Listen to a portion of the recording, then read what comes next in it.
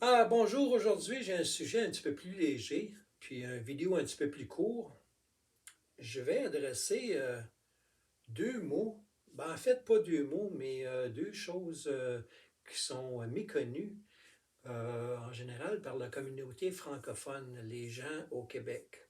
Alors, les deux, il y a un mot en particulier que je voulais mentionner. Vous savez tous, les francophones, que le français, a un vocabulaire très riche. Alors, les mots en français peuvent avoir plusieurs sens différents. OK? Si je donne un exemple, amour.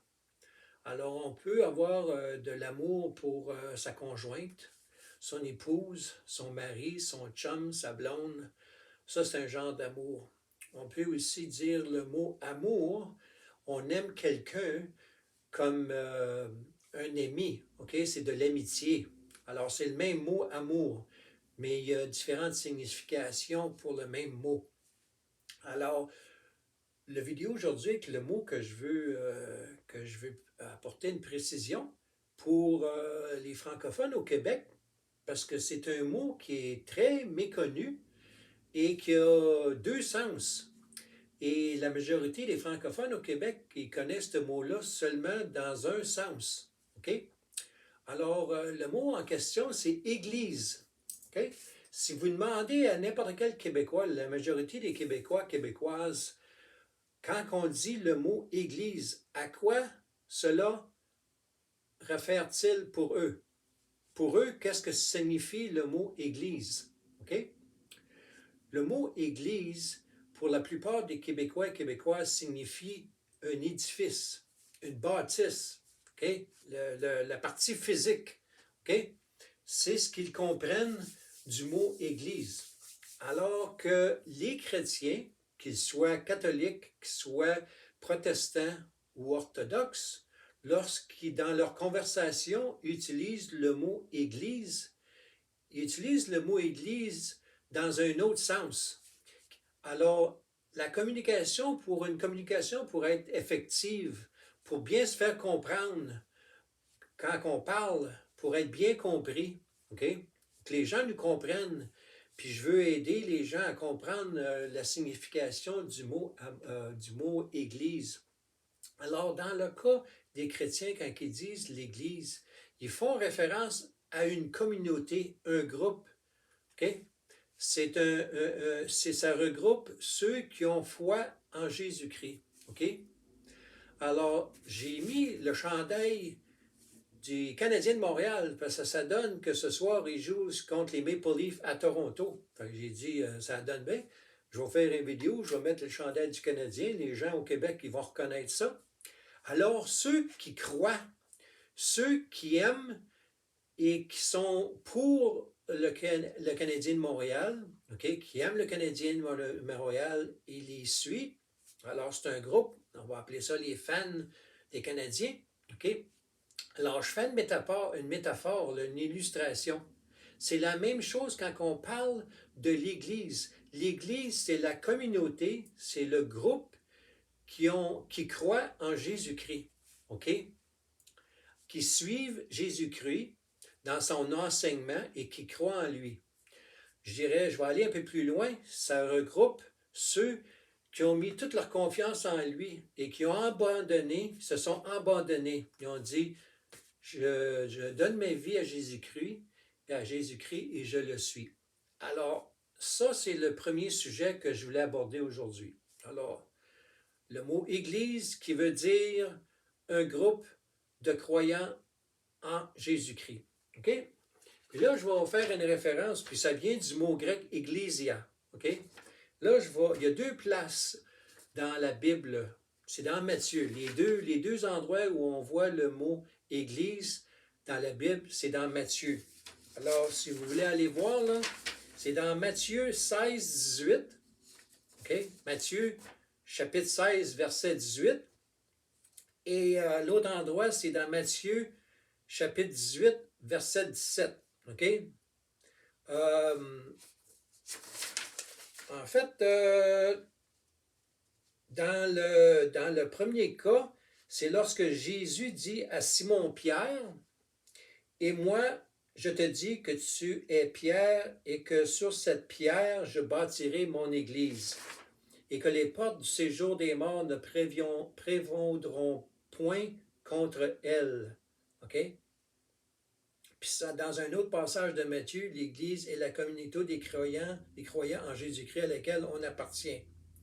OK? Alors, ça, vous allez voir, ceux qui veulent étudier la Bible, je les invite à voir dans les débuts, quand l'Église a commencé. Aujourd'hui, quand on commence un groupe là, qui se rencontre pour la première fois, qui sont dans leur tout début, ils n'ont pas un endroit pour se réunir, là. Ils n'ont pas un édifice, une église. Alors, la plupart du temps, la manière que ça commence dans les maisons. Ils se réunissent un groupe dans une maison, puis quand le groupe devient assez gros, ils se rencontrent dans un gymnase ou dans une école, ils louent une salle, après ça, ils grossissent, puis ils vont dans un édifice un petit peu plus vaste. C'est de même que ça commence. Mais au début, dans Actes des Apôtres, dans la Bible, dans Actes des Apôtres, quand l'Église a commencé, il n'y avait pas de bâtisse d'église comme on connaît aujourd'hui. Puis les maisons, là, c'était pas comme les maisons qu'on a aujourd'hui. Alors, si vous voulez voir les débuts, comment l'Église a commencé, les tout débuts de l'Église, je vous invite à aller voir dans la Bible, dans Actes des Apôtres. OK? C'est le même que ça a commencé. Bon, là, mon autre sujet, dans la même vidéo, là, je vais m'adresser à ceux qui... Puis là, je porte le chandail du Canadien pour cette deuxième raison-là aussi. Vous ne pouvez pas vous imaginer combien il y a de gens qui ne sont pas chrétiens, qui ont une perception des chrétiens comme étant des tapis. Je vais utiliser l'expression anglophone, on appelle ça doormat. Okay? Doormat qui veut dire un tapis là, d'entrée de porte où on va à la maison, la porte principale, puis on s'essuie les pieds sur le tapis à l'entrée principale. Que ce soit des faibles d'esprit, non intelligents, okay? Qui ont des problèmes, qui ont des faiblesses. Des gens qui ne sont pas croyants, là, OK? Ils perçoivent, puis ça, vous ferez vos propres recherches, là, vous en êtes peut-être un vous-même. Ils ont une perception des chrétiens comme des gens qui n'ont pas de colonne, qui ne sont pas éduqués, que je vous demande de faire votre petite recherche, là. Il y a des gens qui ont donné leur vie à Jésus-Christ. Il y a des gens qui sont chrétiens dans toutes les communautés, les classes sociales. Il y a des scientifiques, il y a des comptables, il y a des sportifs, il y a des gens de tous les âges, de tout niveau professionnel, d'éducation collégiale, universitaire, maîtrise, baccalauréat, doctorat. Ça n'a rien à voir. Entre autres, il y a des sportifs reconnus. Okay? Il y a des sportifs là, dans la Ligue nationale de hockey qui sont chrétiens. Il y a des gens qui sont de la Ligue nationale de football, le NFL, qui sont chrétiens. D'après vous, là, c'est-tu des gens qui n'ont pas de colonne, ça? OK? Alors, puis j'en suis un, moi, là. Mon passé, là, j'étais pas un ange, moi, là. Alors, je m'adresse aux gens, puis il y a des criminels. J'allais oublier ça, là. Il y a des gens qui ont un lourd dossier criminel, qui ont donné leur vie à Jésus-Christ, qui ont fait un tour 180 degrés dans leur vie. OK? Pour le mieux. OK? Et puis, ils pensaient d'être abandonnés, qu'il n'y aurait jamais de pardon. Ils penseraient qu'ils passeraient leur vie dans une cellule, dans un pénitencier. Puis finalement, ils sont laissés aller. Ils ont accepté Jésus-Christ dans leur vie. Puis ça a été pour le mieux. Puis il y a eu des améliorations. Alors, l'autre chose que je veux amener, que les gens, ils ont une méconnaissance aussi. Puis je m'adresse aux francophones du Québec, là.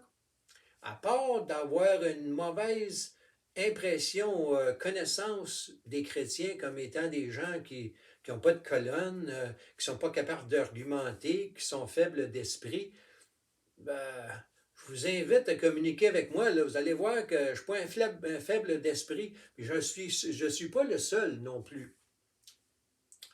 L'autre méconnaissance aussi, c'est que les gens, ils s'imaginent que les chrétiens, ils ne savent pas grand-chose. Ils connaissent seulement Jésus, puis that's it, là. Ils ne sont pas impliqués dans d'autres choses que d'être obsédés par Jésus-Christ, puis sont pas capables d'avoir une conversation intelligente. C'est pas le cas. C'est pas le cas. Puis ce que je l'ai oublié aussi, que je veux rajouter, c'est aussi la méconnaissance. La majorité des Québécois et Québécoises, quand ils parlent de chrétiens, là, ils pensent tous à la religion catholique. Puis ils sont sur leur défensive, pensant que c'est oh, quand tu dis chrétien, ça équivaut religion catholique, que tu es un catholique. Non, non, non, non, non, non, non, non. Le christianisme, ça inclut les protestants, les catholiques et les orthodoxes. Alors, si vous avez eu dans le passé de la misère avec des catholiques ou la religion catholique, je vous invite d'aller voir dans un groupe d'évangéliques protestants au Québec. Là. Je peux vous mettre en contact avec des pasteurs au Québec. Là. Puis vous allez vous apercevoir que quand ils se réunissent, là, que c'est des gens que vous n'auriez jamais pensé que, hey, ils sont ordinaires, c'est du monde ordinaire pareil comme moi. La musique contemporaine qui est jouée, OK? Vous allez vous apercevoir que, oh, puis vous allez voir qu'il n'est pas question du pape, puis de la Vierge Marie, puis le frère André, puis le purgatoire, puis citer le rosaire. Vous ne verrez pas ça. Vous ne verrez pas ça dans les groupes évangéliques. Moi, je suis né au Québec, puis j'ai grandi dans une famille, j'ai été élevé, baptisé comme un catholique, je connais la religion catholique, mais à un certain moment donné, j'allais pas à l'église. La seule fois que tu allais à l'église, c'était quand tu avais un mariage, à Noël, le service funéraire, puis ça, c'est la majorité, à Pâques, ça, c'est la majorité des Québécois, là. Ils s'imaginent que c'est ça d'aller à l'église, là. OK? Alors, c'est pas ça. Puis je vous invite à poser des questions. Allez. Puis c'est pour ça que je vous encourage. Là. Fait que mon vidéo aujourd'hui est un petit peu plus léger. Des fois, j'ai des vidéos un petit peu plus punchées, là. Mais aujourd'hui, là, c'est un sujet plus léger, une vidéo un petit peu plus court, malgré que là, je suis rendu à 13 minutes. Alors, c'est ce que je voulais faire. Puis j'ai fait intentionnellement, j'ai mis le gilet des Canadiens, puisqu'il y a des gens qui sont mordus, sportifs, qui appuient le Canadien de Montréal et qui sont à la fois chrétiens. Ben oui. Il y a des gens qui font de l'entraînement physique, OK, dans des gyms, des culturistes qui sont chrétiens. Alors, quand vous mettez une étiquette là, de chrétiens, là, faites bien attention là, quand vous jugez les chrétiens comme étant des mous, des faibles d'esprit, qui ne sont pas intelligents, qui n'ont pas été à l'école, qui ne connaissent pas mieux. Ce n'est pas du tout le cas. Faites très attention, très, très attention à cela. OK? Alors, je vous invite à aller sur mon site web, dieutem.ca, à me poser vos questions. Et je vous dis, en finissant, je vous dis que Dieu vous aime et je vous aime aussi. OK? Ça, je l'ai oublié très souvent, je l'ai oublié de le dire à la fin de mes vidéos. Puis ça, c'est mon erreur. OK? J'en suis à mes tout débuts, là, faire des vidéos, là. Puis je ne suis pas professionnel là, dans ma création. Je n'ai pas des jingles. Puis je fais ça dans ma résidence. Fait que il y a place à amélioration. Puis je suis content que vous êtes patient avec moi. Et moi, je ne mets pas de fonds, puis je ne demande pas d'argent. Puis je fais ça dans mon temps perdu. Puis j'utilise des expressions québécoises parce que je veux rejoindre des gens francophones du Québec. OK? Alors, je vous laisse là-dessus. Encore une fois, Dieu vous aime et je vous aime aussi. Alors, dieutem.ca, j'attends de vos nouvelles. OK? Bonne journée.